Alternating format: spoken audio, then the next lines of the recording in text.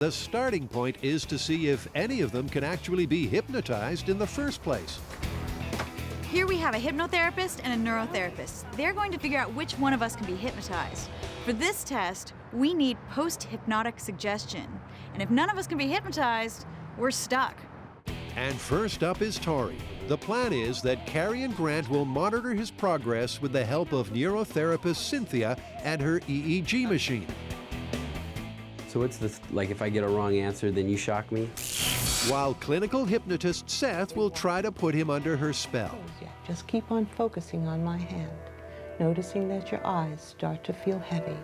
Allow that feeling of heaviness to get more and more heavy. She's using a common technique called progressive relaxation. That's right. And just let a gentle wave of relaxing energy go from your head all the way down to your feet, to your toes. A gentle wave. Carrie and Grant will know Tori's been hypnotized when the EEG machine shows his brain's electrical activity has halved. Do you know what percentage of people are able to be hypnotized? Easily 85%. 85? To some degree. Despite the odds, they're not off to a good start because even after 10 minutes, Tori's brain activity has only dropped by 5%. I would want to see it get to about half of what it was. So if he was about 9.5, I'd like to see it at about maybe 4. Tori's inability to relax means he's out of the race. So next up is Carrie, and the boys have high hopes for her. I actually think that she's a reasonable candidate to be hypnotized. Why? I don't know, it's kind of a gut feeling. Could you tell her to do things and she does them? No, that's definitely not the reason why. But their hopes are ill-founded because Carrie won't go under either. I think I would start to get relaxed enough that I was almost in a sleep-like state, but then I'd be like, oh, I'm trying to be in a sleep-like state. I'm trying so hard. So it's almost like I couldn't let myself completely relax. So with the score standing at 0-2, it all boils down to Grant. But will Mr. Science submit to Seth? Deeply, deeply down. More and more relaxed. Despite Grant's initial discomfort, after 5 minutes, things are looking good. Like a rag doll, deeper down. The EEG machine shows Grant's brain activity has already dropped from a level 9 to a 4. I think he's in a deep state. I think he's more hypnotizable. There you go, look at that. And what that means is he's just the kind of highly suggestible subject they're looking for. Grant would make a good subject for a post-hypnotic suggestion. He's a very susceptible person. You're the winner. Okay, what does that mean? Well, you know what that means. Now we're gonna see if we can hypnotize you and see if we can get you to do something that you wouldn't normally do. She's not gonna embarrass me or anything. Don't worry, it won't be too humiliating.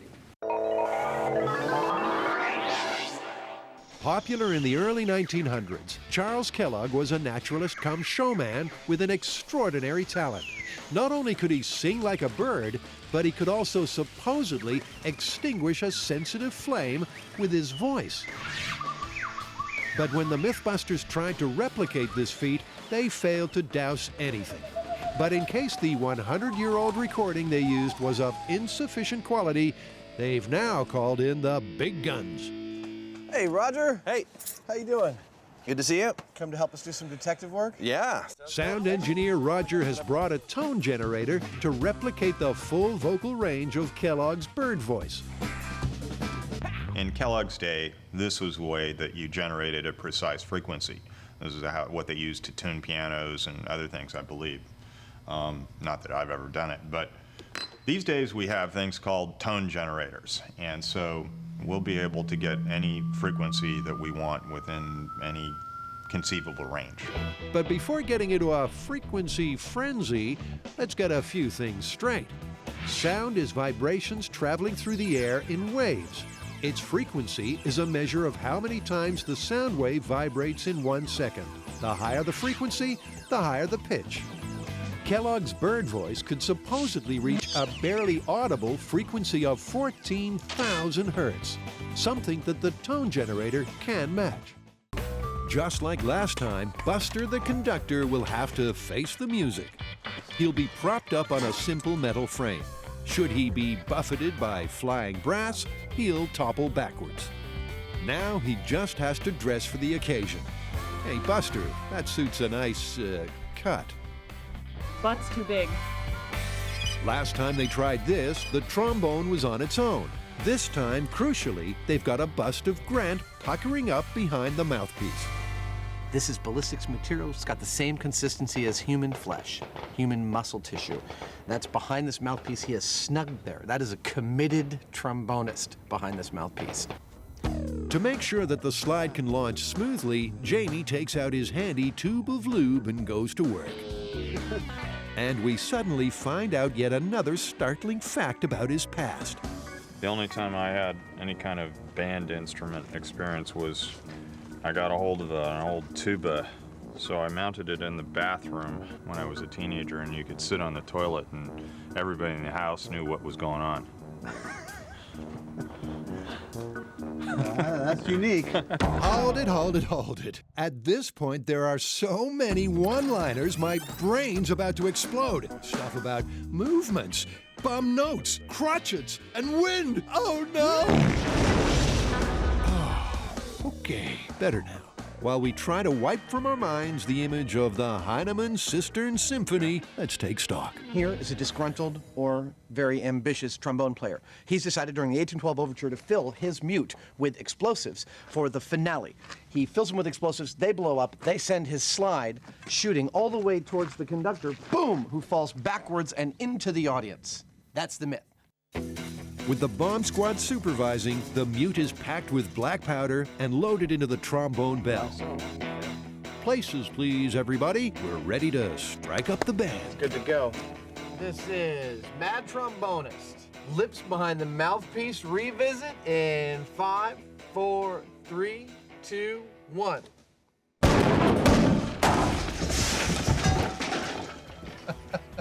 I can see the slide moved a little bit.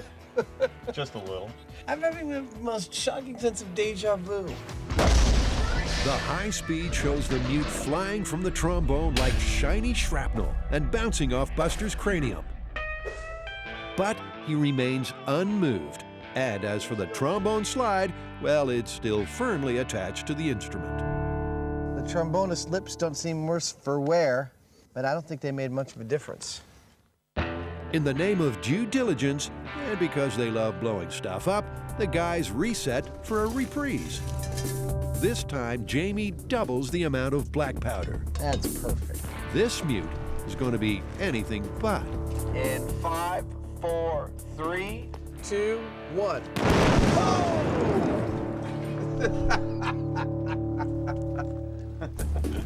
The music's on fire. Now that's a finale. In the aftermath of the second bomb trombone, it seems the Mythbusters might have settled an old score with the fans. Again, just like the last one, we can see the shockwave in the bell, and the slide didn't come off. That's about the only thing that didn't suffer with this one, is the slide. It didn't even knock the baton from his hand. Which is barely hanging there.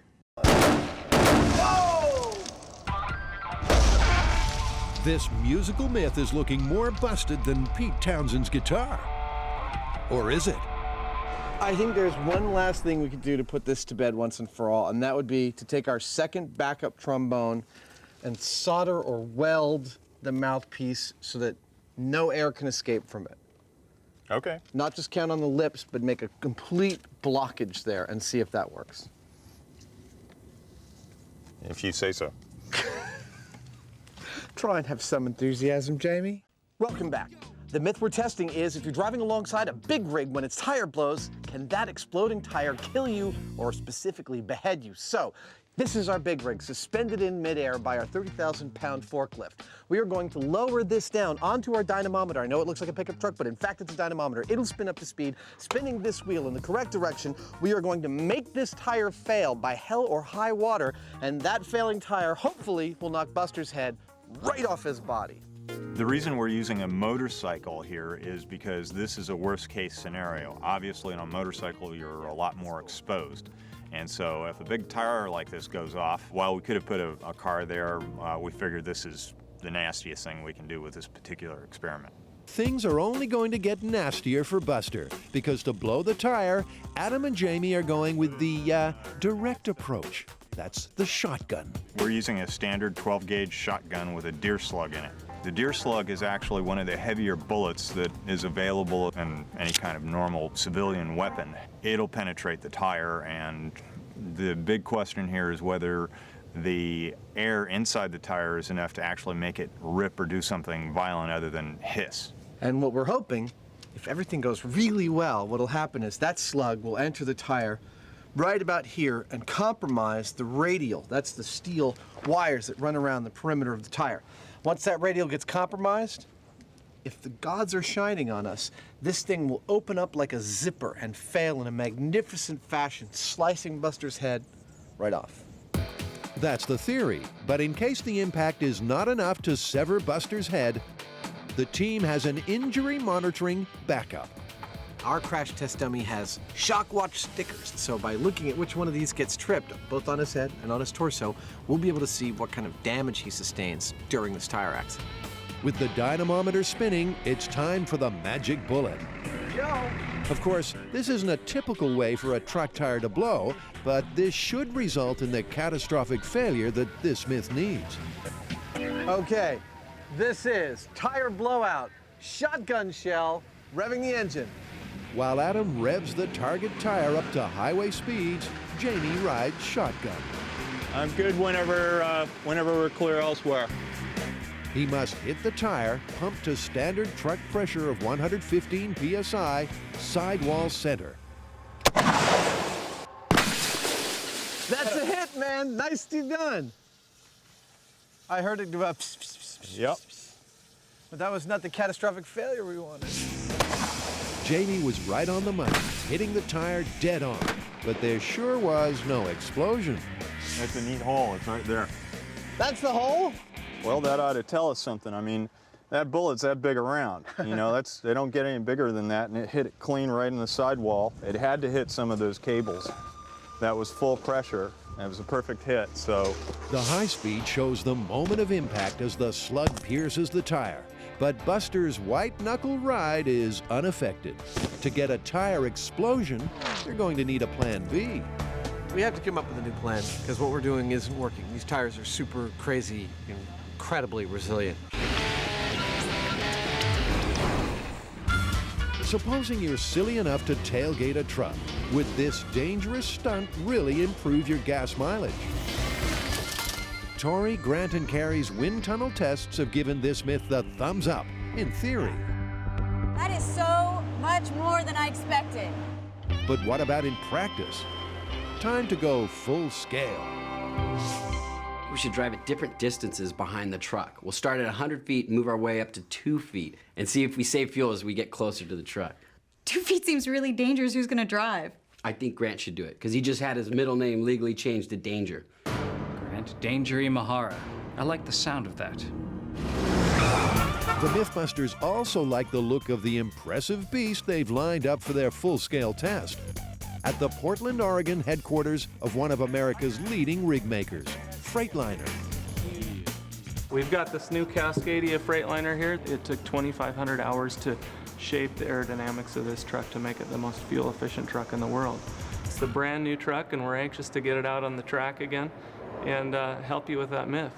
Test engineer Matt Mark Staller reckons drafting is suicidal, especially considering how many blind spots are on a big rig. But he's agreed to help out under controlled conditions. It's time to sit back with a bottle of grog for a laundry legend. So guys, what's the myth? The myth is that in ye olde times, pirates used rum not only for inspiration, but also as a stain remover. Well, pirates don't strike me as the most fastidious lot, but I suppose if you had blood all over your shirt and then you had shore leave, you'd want to wash it off first. I guess especially if you had a date. Pirates had dates? Pirates and rum go together like cannons and balls. But is it possible that they don't just drink grog, but use it to get those puffy pirate shirts whiter than white? Well, obviously we're going to need some authentic pirate shirt material, and, we're going to need to stain it with some period-accurate stains. blood, sweat, and tar. Perfect. We're also obviously going to need some sort of ye olde rum. Right, and I think we should have something to compare that to. So I think we should use some ye olde soap as well. I have a secret method that the pirates may have used as a laundry technique, and we should compare all three of those to some modern detergent. So I'll do the staining. Well, I'll do the cleaning then. And I guess that leaves me to judge. Exactly. So it's time for Adam to get down and dirty. The plan for this test is to choose 3 most common stains that pirates would encounter. One would be, of course, blood. Another would be, of course, sweat. Pirates were not known for their bathing. And the third would be something you'd find on the ship, which would be pitch or tar. I'm going to make up some 1-foot square samples of this cloth. We're going to put those various stains on it and try and see whether or not rum will actually take those stains out. Being a pirate's a bit difficult. What with the not bathing, the hot sun, the blood, the sweat. And this rough fabric is very harsh on my skin. We don't have any pirate shirts from the period, but we do know that while a fancy gentleman of the age might have had a very fine weave shirt made of linen, pirates would have used coarser stuff called lock ram.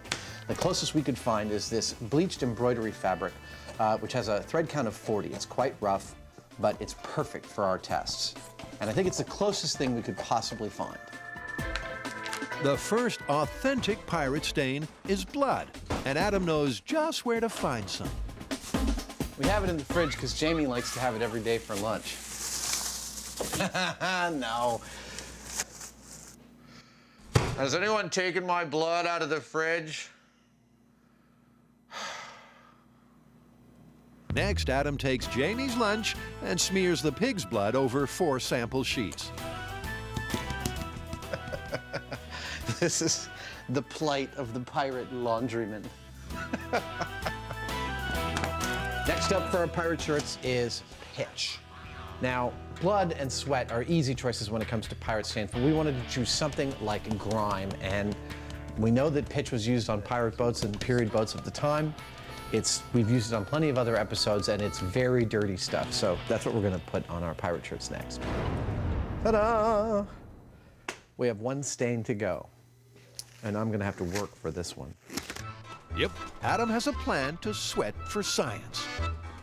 I'm gonna do 3 things. I'm gonna get on Jamie's treadmill in my sweat lodge, formerly his mold room, and I'm gonna put on the sweatiest of the sweaty things we have, which is our fire suit.